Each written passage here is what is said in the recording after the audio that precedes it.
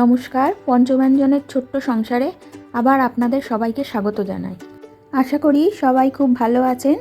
আজ চলে এসেছি রেড সস পাস্তার রেসিপি নিয়ে। তো চলুন রেসিপিটি শুরু করা যাক।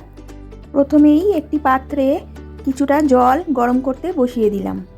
এবার ওই জলের মধ্যেই কিছুটা পরিমাণ নুন এবং সামান্য রিফাইন্ড অয়েল মিশিয়ে পাস্তাগুলো দিয়ে দিলাম সেদ্ধ হতে।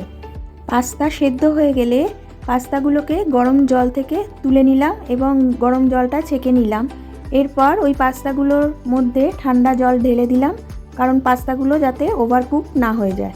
এরপর একটা প্যান নিয়ে তাতে 1 চামচ মতো রিফাইন্ড অয়েল গরম করে নিলাম।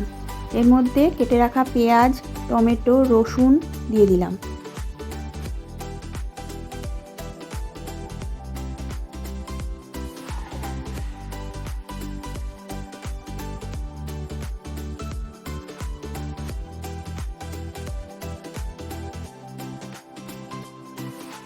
এরপর এর মধ্যে দিয়ে দিলাম পরিমাণ মতো নুন, কাশ্মীরি লঙ্কার গুঁড়ো এবং গোলমরিচ গুঁড়ো।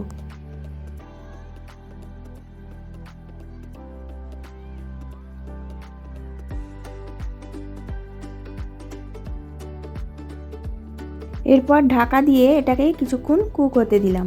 সব কিছু একটু নরম হয়ে আসলে এরপর এটাকে একটা মিক্সিং জারে নিয়ে ঠান্ডা হতে দিলাম এবং পরে একটা স্মুথ পেস্ট তৈরি করে নিলাম।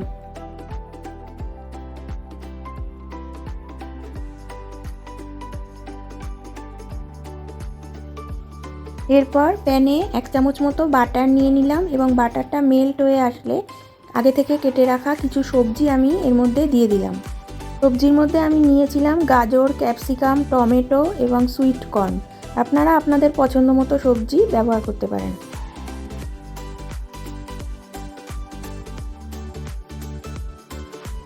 সবজিগুলোর মধ্যে সামান্য নুন অ্যাড করে হালকা ফ্রাই করে নিলাম।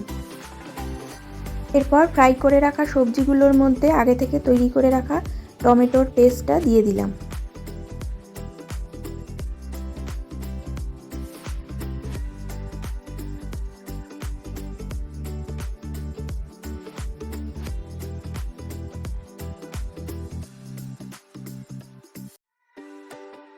এর সাথে অ্যাড করে দিলাম এই 1 চামচ মতো টমেটো কেচাপ, চিলি ফ্লেক্স এবং মিক্সড হার্বস।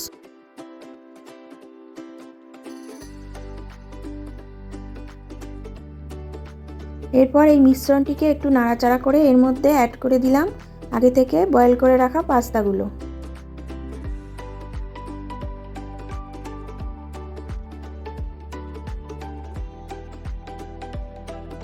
পাস্তাগুলো সসের সাথে ভালোভাবে মিশে গেলে পরে ওপর থেকে কিছুটা চিজ গ্রেট করে দিলাম এবং ছড়িয়ে দিলাম সামান্য কুচনো ধনেপাতা।